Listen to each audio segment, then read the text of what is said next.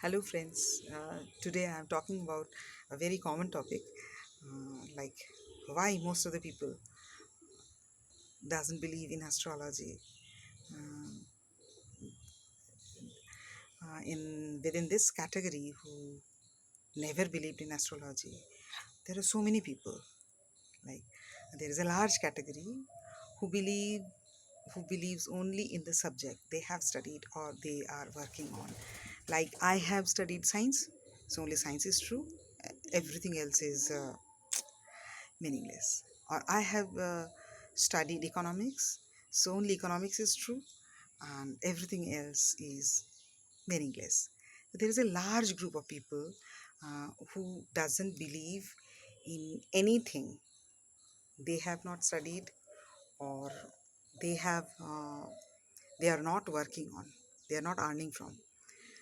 But there are other people also mm, who doesn't believe in astrology because they have visited some astrologer, and whatever answer they have got, that never came true, or the remedies which were given by the astrologers were so expensive that they couldn't afford.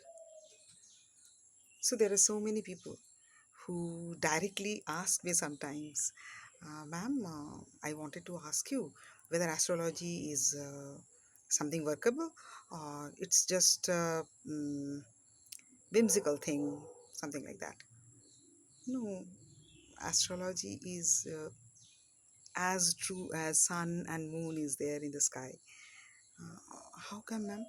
Because in astrology we talk about sun, moon, Venus, Mercury, and all these things are there in the sky. So what is the problem?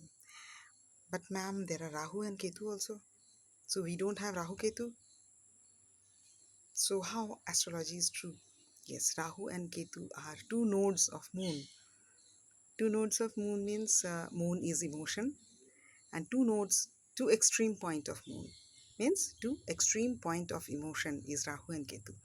Rahu is aggressiveness of emotion. I want him means I want him aggressively. I can do anything to get him. This is Rahu. And what is Ketu? I am least interested in this thing. I am least interested in education.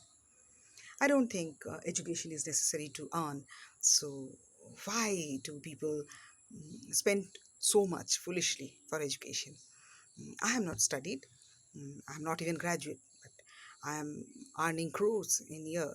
So education is not important. Something like that. Like Ketu sits in a house where you lack interest. Rahu sits in a house where you are aggressively devoting yourself. These are two facets of, or two sides of emotion or moon.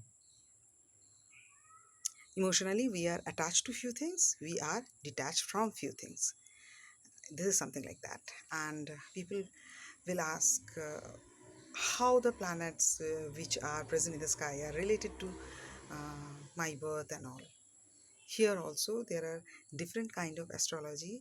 One astrologer, kind of astrologer, will ask you about your birth time, like which date, month, year you are born, and which particular time. This is 8:15 a.m.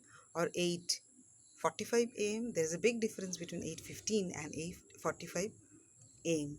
Although might be the ascendant or lagna can be same, with a difference of 30 minutes, can be, might be same. But when we go to the divisional charts, uh, after D16 divisional charts uh, vary.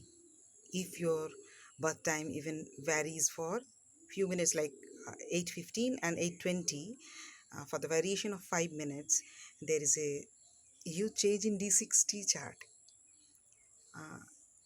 But there is another kind of astrology also, which doesn't need at all your birth time or any kind of birth details.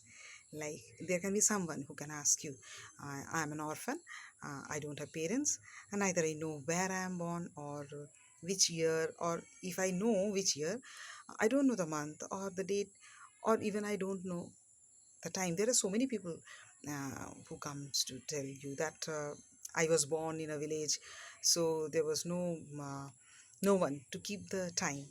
Like I don't know it is 8:15 or 8:45 or 9:15. I know it was in the morning, in between 8 to 10. So there are birth time correction also. For those cases, there are birth time correction. But there are some people uh, who will come to an astrologer and challenge, ma'am, I just want to change my job.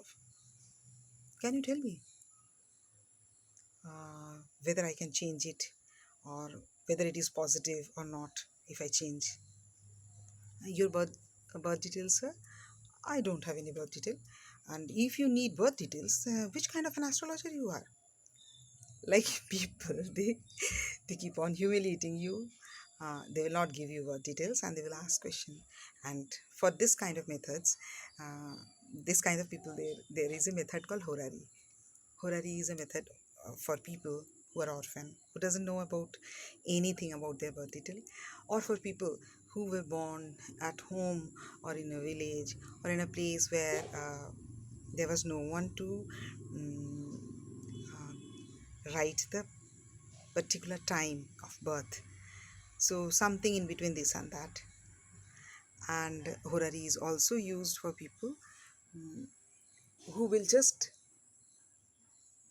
run to you, run against you. They will try to humiliate you.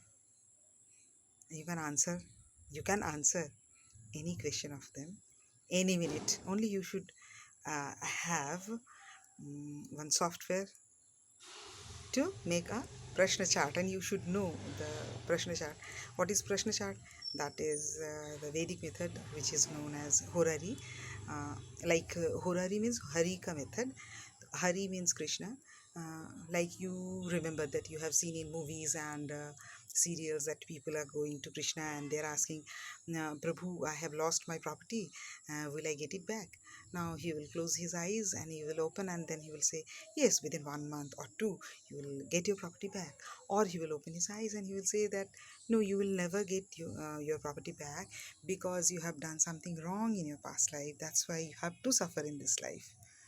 So, what is this? This method is known as horary.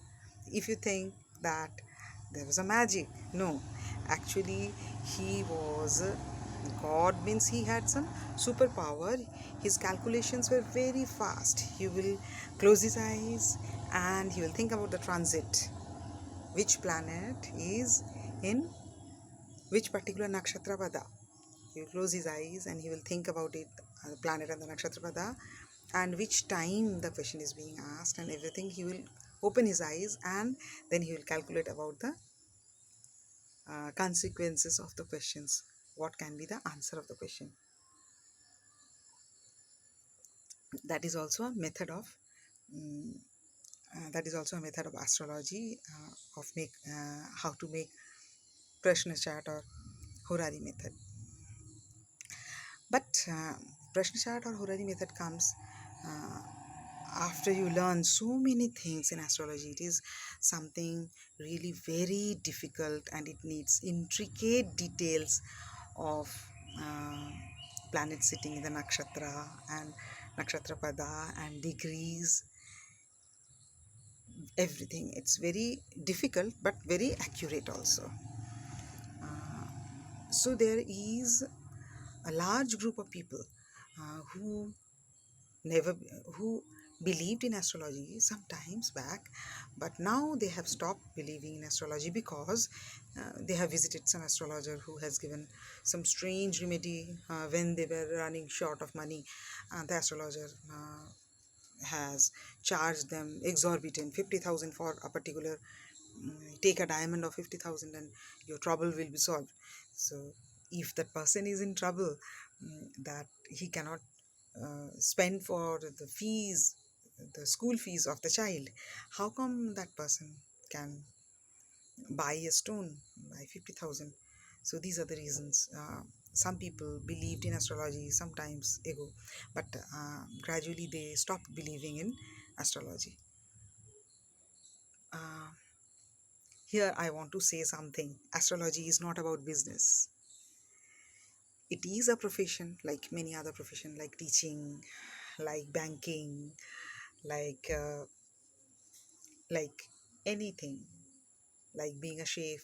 Astrology is also a profession, and uh, remedy is not about only buying exorbitant costly stones, or neither remedy is spend 10,000 on that puja or donate 25,000 to that temple so that you get rid of that particular problem.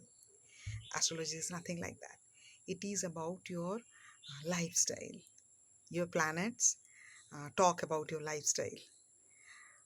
Whatever wrong you have done, where that the planets talk about you. If any astrologer knows to read the nakshatras, he knows who actually you are.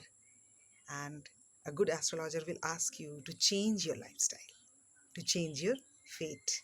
If you can change your lifestyle, and it's not for like one time you are giving 25,000 to a temple, but it can be changing your lifestyle into taking care of orphans. It can be taking care of uh, stray animals. It can be watering plants, something like that. Something so simple can bring solution of a particular problem of your life through astrology. So at early age, I have visited so many astrologers in Ranchi, um, and they only see the moon nakshatras. They Most of them don't have any idea about the uh, nakshatras all the planets are sitting. Mm, when you go and ask any astrologer, this is my birth time, I am going through this problem, and they will tell you your nakshatra is very bad, Gandamul nakshatra. Means your moon is in Gandanta, or your moon is in Mula. Mula is one of the Gandantas, six Gandantas. They will talk like moon is in Mula nakshatra, so you are in pathetic condition. But my moon might be posited in a very good place, like my moon can be in Rohini, exalted moon, but my life can be horrible with exalted moon also. So it's not about moon or ascendant only. Astrology is about nakshatras of all the planets, which many of the astrologer doesn't consider at all. Like there are 12 rashi or signs, and 27 nakshatras are there, which are distributed in those 12 rashis, and all those 27 nakshatras are actually constellations. One nakshatra doesn't mean that one nakshatra is only soul star, but one nakshatra is may have seven stars in a constellation. It can be four stars in a constellation, or it can be soul star also. So when one astrologer judges all of your planets, the position of all of your planets sitting in different, not only houses, not only rashis, but also nakshatras, and the degree of the nakshatras, and also the pada of the nakshatras, and read the divisional charts also, and gives you remedy which doesn't take any money. Sometimes you can do the remedy from the things you have at home also, and miraculously your life starts changing within 1 or 2 months. Yes, there is some astrology like that. And there are some astrologers who are studying about every nakshatra's detail, and also about the degrees of the nakshatras. Every astrologer will not charge you exorbitant for a stone, or will not charge you 20,000 for puja in a particular temple or something like that. It can be simple change of some lifestyle, but Sometimes changing lifestyle is more difficult than spending money. So before going to that kind of a that kind of an astrologer, think, can you change your lifestyle?